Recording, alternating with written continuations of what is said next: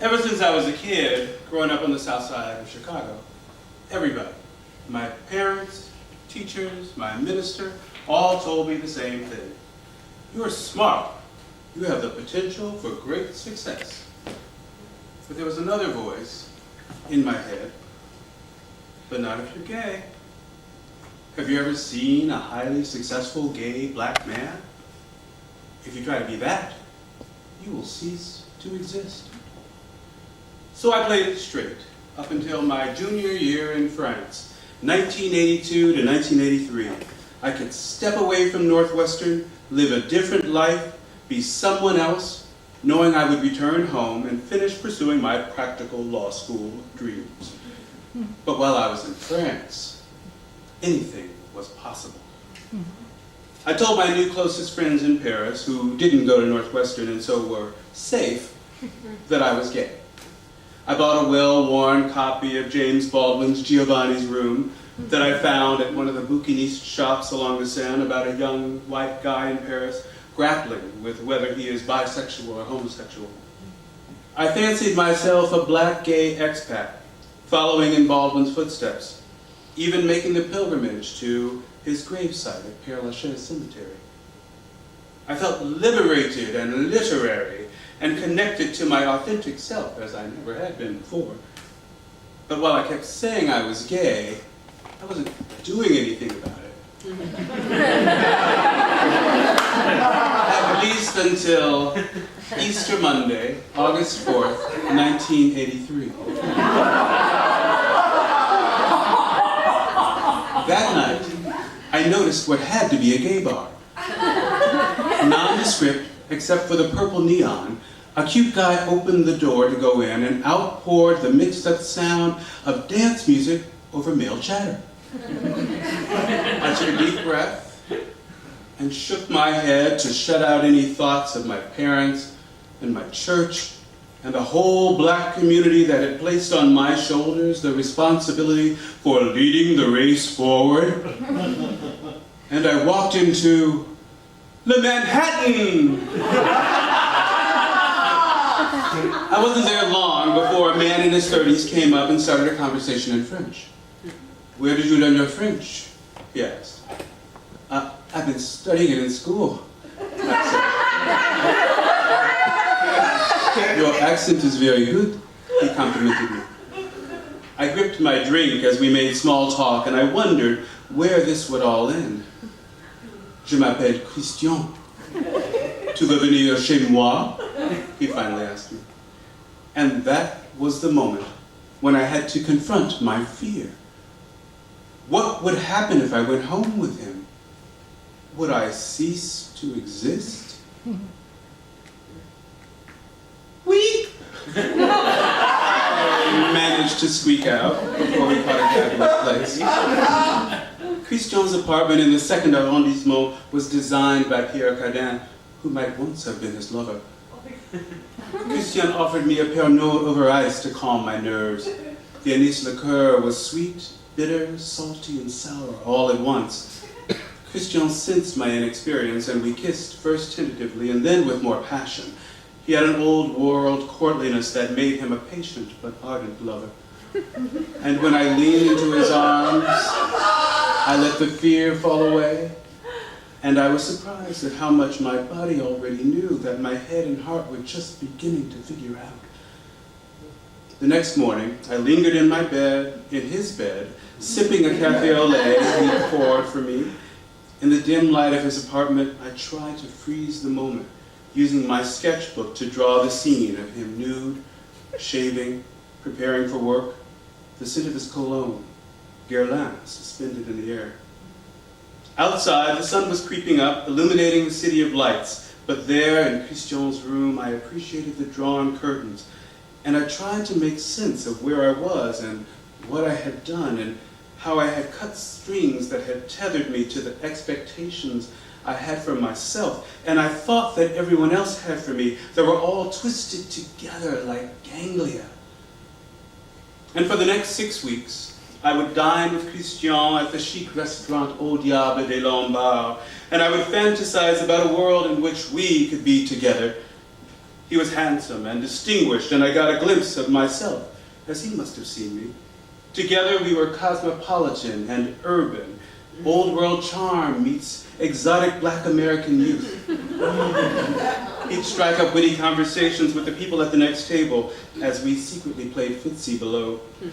I met his cultivated artistic friends, and we spent an unhurried afternoon together over lunch with his mother, an elegant doyenne of old Europe. But as much fun as I was having playing out this fantasy with Christian, I knew that I would soon return to the States. So I convinced myself that whatever I might feel for him, that a relationship between us would never work. I told myself that Christian couldn't possibly have real feelings for me. After all, I was a mere trifle, just a black kid from the south side of Chicago, and he was a sophisticated banker, a citizen of Europe, as he liked to call himself. My last day, running late for my train home. Christian, a terrible parker. I couldn't find my passport. I had too much stuff. Little time to say goodbye. We stood on the platform at the Gare d'Austerlitz, wanting to kiss one another, both of us too aware of the fact that we were in a public train station in 1983. When even I thought that the notion of two men kissing in public was shocking, a thing to be shamed. So we hugged. I told him I would miss him. He said he would miss me too. And that summer I wrote to Christian to say I regretted not kissing him goodbye, and he wrote me back. And my brother found his letter. And he figured out that we'd been lovers. He didn't talk to me about his suspicions. He went straight to my folks, and they all came to me in my own room. And there I was, the subject of a poorly conceived, homegrown intervention. My brother was there, and both my parents, holding the evidence in front of my face, a letter postmarked from France. Time slowed down. Are you a homosexual? As the head of the family, it was likely Dad who asked the question, but it felt like they were all surrounding me, interrogating in unison. I grasped at the words to describe what I was. As much as I had believed that I could be gay, as wonderfully real the fantasy of living as a gay man had seemed in the mythical France I had been experiencing, the spell had been broken. I was back on U.S. soil, in Chicago, on the south side, in my room, and here was my family. The people who were supposed to make me feel safe, insisting that I could not be what I was, that being homosexual was a sin and that I was on a road to ruin. They said some of the right words. We will always love you, my dad said, no matter what. It's just that life is already so hard, Mom said, for a black man in America, which I already knew. We just don't want it to be harder for you than it's already going to be. My parents had taught me that I could be anything that I wanted to be if I just put my mind to it. So if I could have written their dialogue, I would have added, "You are no less in our eyes. We will stand with you to face any challenge." Yet here was the message I heard. You should choose to be someone other than what you are and who you are, because that will make your life easier. So, to answer their question, I took what I thought was a courageous step at the time, but I look at in retrospect as cowardly. In the end, it was the only thing that Terry Franklin could say at 19 in his parents' home, in his room, confronted with the harsh truth of what he was and what he couldn't be.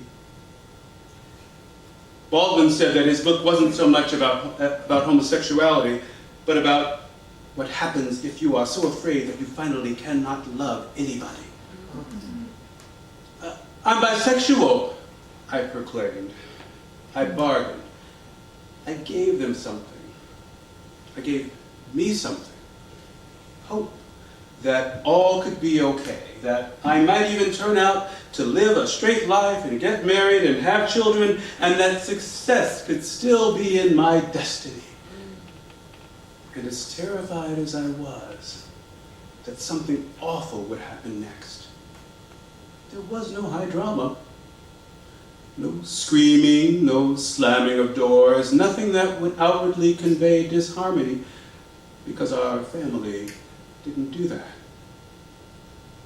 Instead of that drama on top of drama, they just left me alone, and I closed the door to my room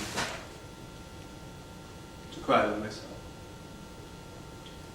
And from that point, for a long time into the future, we all pretended that it had never happened at all.